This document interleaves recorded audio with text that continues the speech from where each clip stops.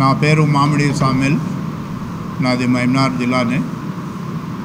ఈరోజు ఈ మీటింగు పెట్టడానికి ముఖ్య ఉద్దేశం మేము ఆర్ఎస్ఎస్ వాళ్ళకు వ్యతిరేకంగా చేస్తున్నాం కాబట్టి దీన్ని ఈరోజు మా 33 జిల్లాలు తెలంగాణ ఏరియా మొత్తం ఇదే విధంగా అందరినీ ఒక్కతాటి మీనికి తేవాలని మేమందరం అనుకుంటున్నాం. మరి మా పెద్దవాళ్ళు వాళ్ళు చేస్తారని ఆశిస్తున్నాం. ఫస్ట్ మీటింగు వాళ్ళు మాకు రేపు జరగబోయే దాన్ని మాకు కోఆర్డినేటర్గా మళ్ళీ ఏమేమి ఆర్డర్స్ ఇస్తారో దాని ప్రకారంగా మేము ఫాలో అవుతాం. కాబట్టి ఈ యొక్క మా చర్చిల మీద మతోన్మాదులు వాళ్ళు కూలగొడుతున్నారు, కొట్టుతున్నారు, పాస్తాలను కొడుతున్నారు. కాబట్టి మేము ఆ విషయంని మేము తీవ్రంగా ఖండిస్తున్నాం. ఇంకా మీదట అటువంటి జరగకూడదు అని మేము మరొకసారి ఈ గవర్నమెంట్ని కానీ సెంట్రల్ గవర్నమెంట్ ప్రైమ్ మినిస్టర్ కానీ కూడా మేము అదే కోరుతున్నాం.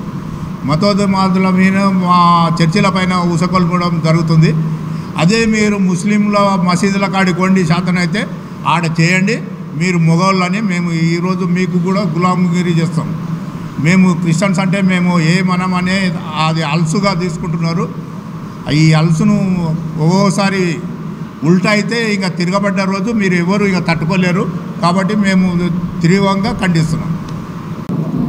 ఇంత పెద్ద ఎత్తున మొదటి దళిత క్రైస్తవ దండోరా దళిత క్రైస్తవ గర్జన సభను ఆర్గనైజ్ చేసిన సామెలన్నకి జై భీములు, అలాగే ప్రైజ్ లార్డ్.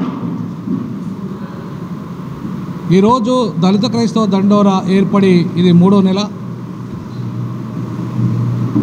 3వ నెలలోనే ఒక గర్జన సభతో ప్రారంభమైంది.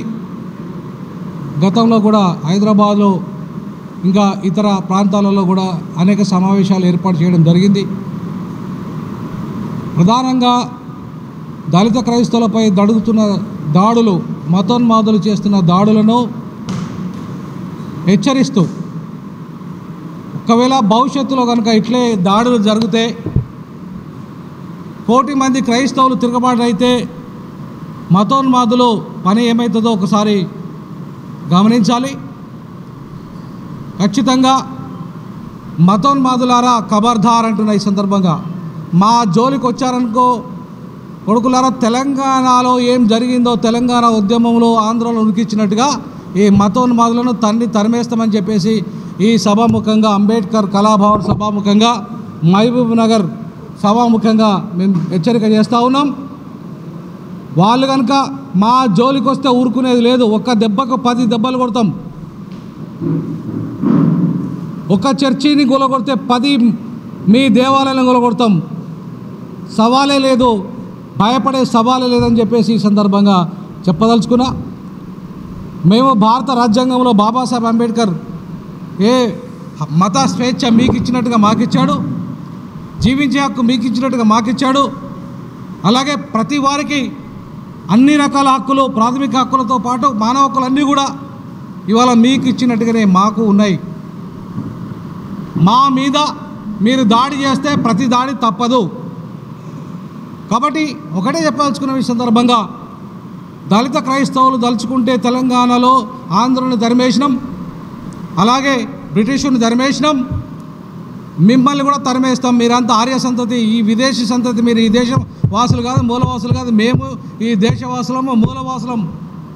ఈ ఆర్య హైందవ సంతతి వారసులారా, ఖబర్దార్ కొడుకులారా, మీరు ఇంకొకసారి మా జోలికి వచ్చారంటే మీ తాట తీస్తామని చెప్పేసి హెచ్చరిక చేస్తా ఉన్నాం. ఈ సందర్భంగా తప్పకుండా ఏం ఆర్డినరీగా లేం, మేమేమో గాజులు కట్టుకొని లేం, లేదంటే క్షమించాలి మా మహిళా సోదరి గాజులు కట్టుకునే పదని మేము, ఎందుకంటే అంత ఆక్రోశంలో ఉన్నాం కాబట్టి మాట్లాడుతున్నాం.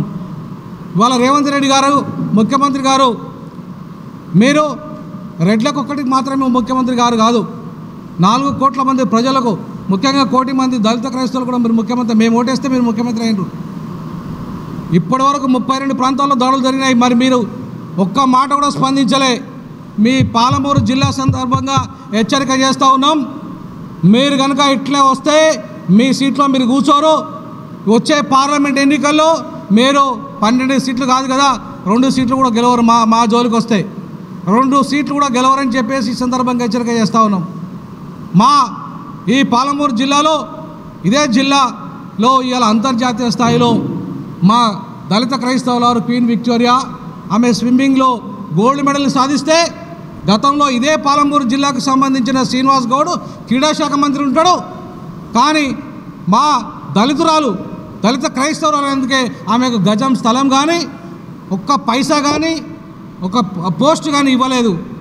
సిగ్గుచేటు శ్రీనివాస్ గౌడ్ నువ్వు ఒక బీసీ నాయకునివి, బీసీల నుండి మా మంత్రి అయినవు, నీకు సిగ్గు లేదా అని సందర్భంగా అడుగుతున్నా నేను. ఎందుకంటే నువ్వు మా ఓట్లతో అధికారంకి వచ్చినావు కాబట్టి. ఇవాళ ముఖ్యమంత్రి ఉన్నాడు, అలాగే ఆయనే క్రీడాశాఖ మంత్రిగా ఉన్నాడు. మరి మీరైనా ఇప్పటికైనా మీది 3 నెలల పరిపాలన వచ్చింది, మీరైనా ఇదే బిడ్డ పాలమూరు బిడ్డ అంతర్జాతీయ స్థాయిలో గోల్డ్ మెడల్ సాధించింది. ఆ బిడ్డను సగర్వంగా గౌరవించి మంచి ఉద్యోగం ఇచ్చి స్థలం ఇచ్చి డబ్బులు ఇవ్వాల్సిందిగా ఈ సందర్భంగా రేవంత్ రెడ్డి గారిని డిమాండ్ చేస్తాం.